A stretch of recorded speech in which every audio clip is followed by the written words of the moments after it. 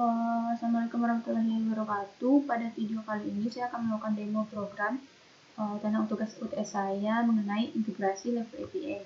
Nah, di sini itu saya membuat sebuah website sederhana tentang pencarian produk dari si makeup.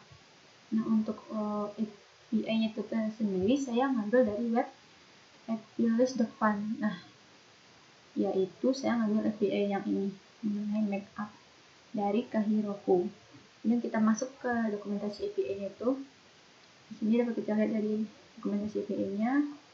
Di sini itu kan ada banyak endpoint-nya tuh.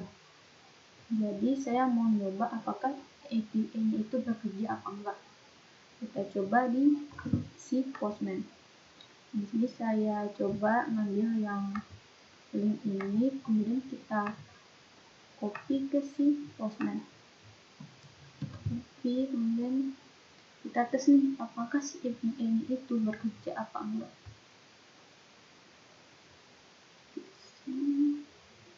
Nah, karena datanya tampil berarti si API ini itu bekerja. Kemudian kita masuk ke dokumentasinya yang tadi lagi. Nah, untuk website saya itu sendiri, saya itu membuat ngambil datanya itu berdasarkan dari si search parameternya, yaitu berdasarkan product type.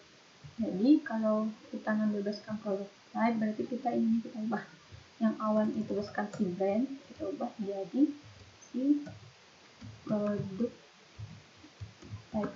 Nah, untuk melihat apa aja nih tipe-tipe dari produknya itu, kita lihat lagi di dokumentasinya. Nah, di sini dapat kita lihat beberapa tipe produknya, yaitu ada blush, eyebrow, eyeliner, dan lain sebagainya, lipstick, mascara. Itu dapat kita lihat di dokumentasinya. Untuk di Postman-nya saya contohin misalnya tipe data produknya itu si blush. Ini kita set. Nah, dapat kita lihat API-nya itu bekerja.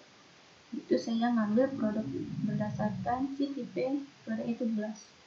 Nah, berarti dia itu kan nampilin si produk blush itu beberapa data, banyak data sih. Ini ada ID, brand, name, price, ada gambarnya sama kategori, rating. Nah, tetapi di websitenya nanti itu saya cuman akan nampilin si brand, name, price, sama si gambar dari produk itu. Nah, untuk coding, untuk ininya kita langsung masuk ke codingan aja. Nah, untuk codingannya itu sendiri saya memakai React JavaScript. Nah, di sini dapat kita lihat codingan yang link ini itu berfungsi untuk mengambil si data dari API-nya. Nah, kenapa kita pakai query? Karena kan kita ngambil datanya itu berdasarkan dari si input type yang ini. Misalkan input type dari si user atau pengguna. Misalkan input type ini kan, maka dari itu kita pakailah si query ini untuk mengambil inputan dari si usernya. Habis itu, ini kan ada variabel E. Nah, variabel E itu dari sini. Nah, jadi ini tuh maksudnya codingannya ini. Ketika si variabel E ini kita enter, maka dia itu akan mengambil data. Jadi apapun yang kita ketik di si kolom di input type ini itu, jadi ketika di enter dia itu akan nampilin data sesuai dengan inputannya. Nah, inputan itu berasal dari fungsi ini, dari si onKeyPress. Nah, jadi ketika apapun yang kita ketik di keyboard kita itu, maka si fungsi ini itu akan jalan. Nah, setelah itu kan kita udah ngambil datanya tadi itu dari si link ini. Kemudian kita petakan, kita wakilkan link tersebut tuh kita jadiin dalam bentuk si Johnson. Nah, habis itu si Johnson ini kita wakilkan dalam variabel res. Habis itu kita set data si variabel res ini, kemudian kita tampilkan menggunakan console.log. Nah, kan di sini itu karena kita pakai React, Jadi buat nyimpan si variabel itu kita pakai si state ini. Jadi kita import dulu lah si react ini state from react. Nah di sini itu kan ada dua variabel. Nah si variabel pertama itu kan si data. Data ini yang wakilin si buat nampilin si file si Johnson kan. Kenapa kurung kurawal? Karena data Johnson itu kan berbentuk array, jadi kita pakailah si kurung kurawal ini. Maka datanya banyak tuh. Sedangkan yang query ini kan query berdasarkan input type si user kan, itu tipe data itu string, maka kita pakailah si pet1. Habis itu masuk ke codingan ini. Nah codingan ini tuh buat si nampilin si data ketika kita telah berhasil ngambil datanya. Jadi itu, nah type of ini itu sama kayak if else di Java. Nah dimana ketika data indeks kernel itu tidak sama dengan undefined, berarti itu kan datanya ada. Kalau datanya ada, berarti dia akan nampilin si data-datanya berupa image, brand, name, ataupun deskripsi sama harga. Namun ketika si datanya itu nggak berhasil ditampilin atau belum kita cari, maka dia bakal nampilin si lot. Nah kita contohin kayak gini. Nah awalnya gini, berarti kan belum ada data nih karena kita belum ambil si datanya atau belum kita cari, kita input di type-nya, maka dia akan nampilin si lot.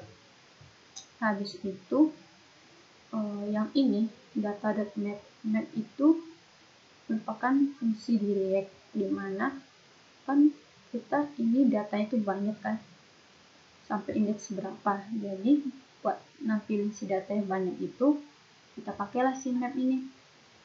Kalau di Java itu sama kayak for each gitu, kita pakailah si map ini buat nampilin data. Jadi itu kita nggak perlu manggil satu-satu kayak indeks ke 0, indeks ke 1 dan sampai sebagainya. Jadi cukup kita pakai aja si map ini. Nah kemudian kan tadi si data ini kita wakilkan ke variabel res kan. Jadi buat ngambil data yang dari si Johnson, nah kayak gini. Misalnya kita ngambil data image scrolling. Ini cukup dengan cara variabelnya kita pakaikan titik dot image link, berarti kita ngambil si data dari si image-nya dari si Johnson. Kemudian baru tampil datanya berupa image, kemudian ada brand, name, sama deskripsi serta harganya. Kita langsung aja contohin di aplikasi ini. Nah, ini misalnya aku mau cari produk tentang lipstick. Klik enter, maka dia akan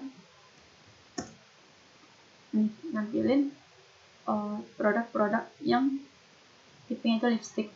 Itu ada ngambil si gambarnya, kemudian brandnya ini dari Colourpop, kemudian namanya itu Blotted Lip, dan ini deskripsi sama harganya. Kemudian dapat juga kita lihat di sini.